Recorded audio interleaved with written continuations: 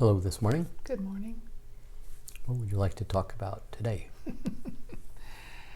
A few weeks ago, we did a morning conversation on the most important and powerful word in any language. Wow. We did. It was called hello. Hello, I see you. Mm-hmm. And then we mentioned the second most powerful word that we were going to talk about it. And then we promptly forgot to do a morning conversation. Oops. And then somebody Facebooked last night, and said,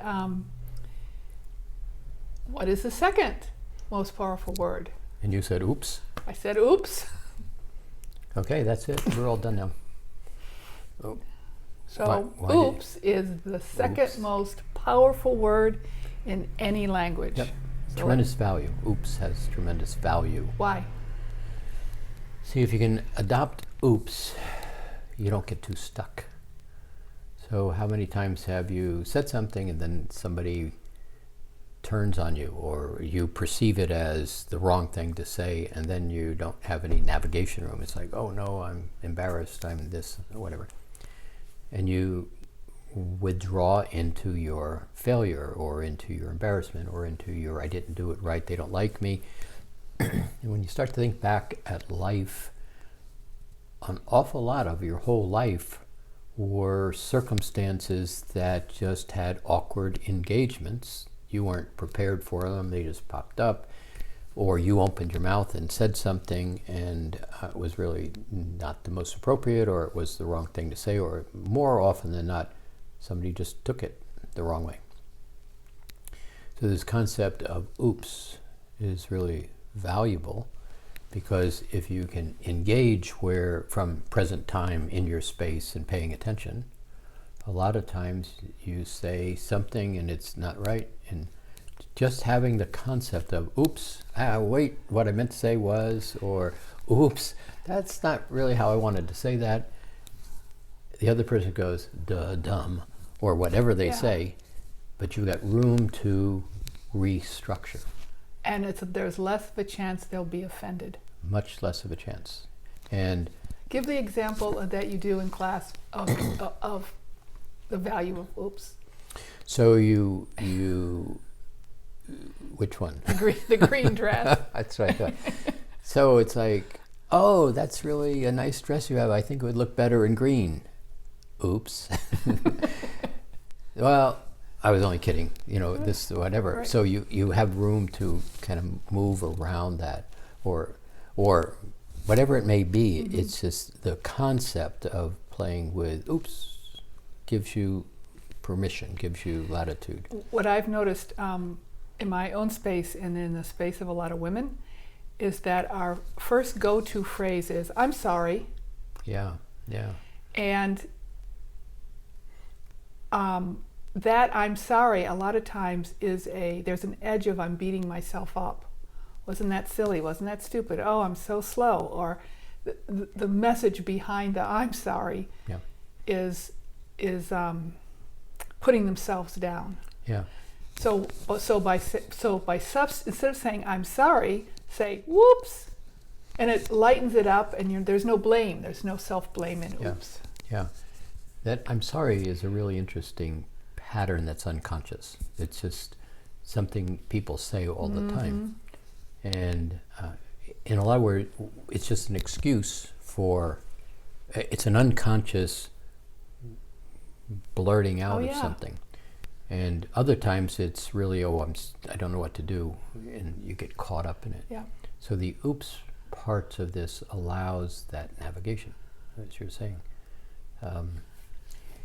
Oops has a lot of value too when you are trying to structure something, intentionally trying to structure something, make something happen, trying to set up a direction to go.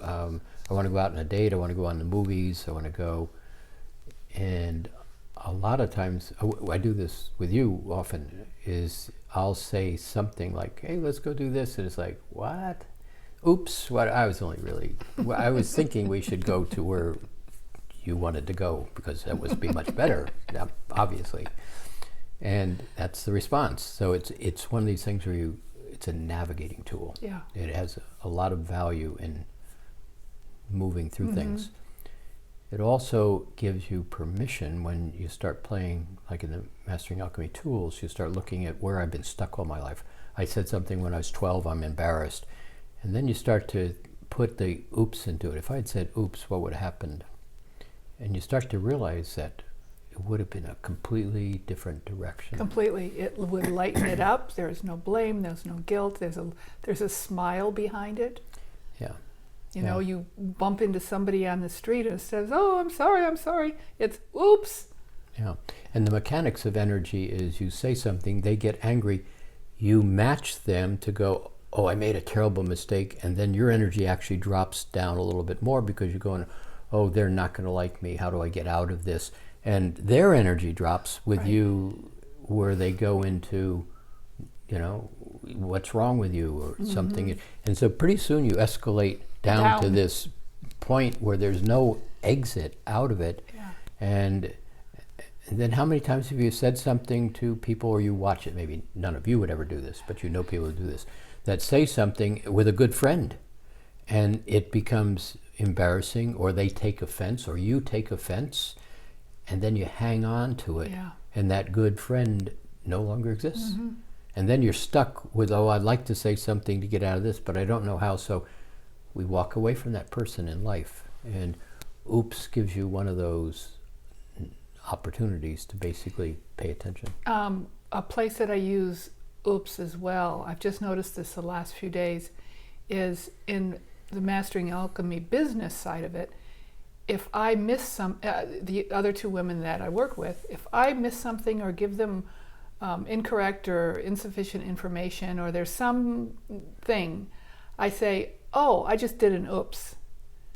And so it's not a beating myself up. Yeah, and that statement allows it to be, wait a minute, I need to reset. Yes.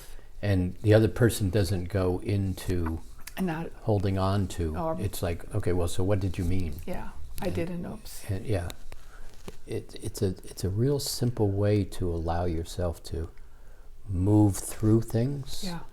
And a lot of times you have partners, or you have a person in your life that is challenging, really challenging. You know, they take offense at everything. They have a judgment about everything. They have a position on everything, and you're dancing around their state of being. And you know, if that's where you live, having oops as a choice begins to give them a point also to get out of the stuck place.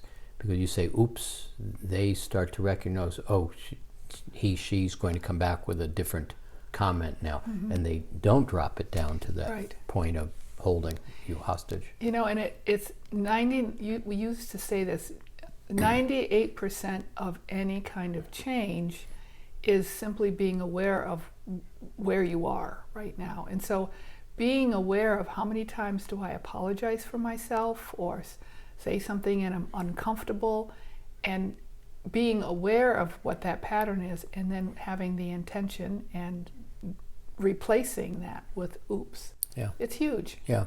Yeah. It's the room to change direction rather than getting stuck. So we say it's the second most important word in a lot of ways for a lot of people. Once they understand how to negotiate out of their stuck place, or the fact that they said something and it was not quite where they wanted to go, and they have a way of getting back, it allows you a level of freedom that we've watched this in people's spaces. They're hiders, they're tentative, they're uncertain about other people, they're waiting to get yelled at, they know they're going to say it wrong, and once they begin to play with this concept of oops. Well, one of the things that you say a lot in all level 1, 2, 3 is you can't do it wrong. Now you may do something that the outcome was not what you expected. There's the oops. Yeah. And you can't do it wrong is absolutely true. You can't do it wrong. You can get an outcome that you didn't expect, but the fact that you can begin to hold on to, I can't do it wrong, you stick an oops into it, Yeah. or a sense of being in present time and let me just step back and readdress it, or I did this and I got an outcome that I didn't expect, and you don't beat yourself up. It's like, oops, that didn't work. So let me step back and reassess. Gives you a lot of self-permission to not beat yourself up. Another phrase that kind of works in with oops is the concept of shoot, ready, aim. So when a person oopses, a lot of times they're in shoot, ready, aim mode. Good point. They're not in present times, they're not grounded, they're not behind their rows, they're not in their space. And so there's an oops, they're hurrying, there's a lot on their plate. That's when I do an oops, I've got a lot going on and I'm wanting to get something done right now and I miss part of it. So that's a shoot, ready, aim versus a observe, choose, and then act. Engage in an action. Yeah. So shoot, ready, aim is really very much third dimensional. It's a reactionary state. Oh, we should do this because, and you don't think through what you're responding to, and you blurt something out. Yeah. This is the other part of why something like this concept, I'm going to use this word concept, we're shifting from how we have done things to allowing a little bit more room on the edges to come up with a different means of navigating where you're going. So we'll be introducing lots of new concepts, but when you start to step into this fifth dimensional state of well-being, having permission to say oops, having permission to redirect, having a sense of, oh, I was only kidding. That's another one to say, oh, wait, only kidding. Create your ease to loosen up and move away. Yeah. When you're in reaction, it's like, oh, I did this. There's not a lot of room to get yourself back out of that space. So these shifting concepts are going to be really important to find yourself in ease. That's really where this is going. You're stepping out of challenge into ease. Yeah. And it's unfolding. It'll take a little while, but oops allows you to get there. Oops. Oops. Let's go eat breakfast now. Yeah, I can do that.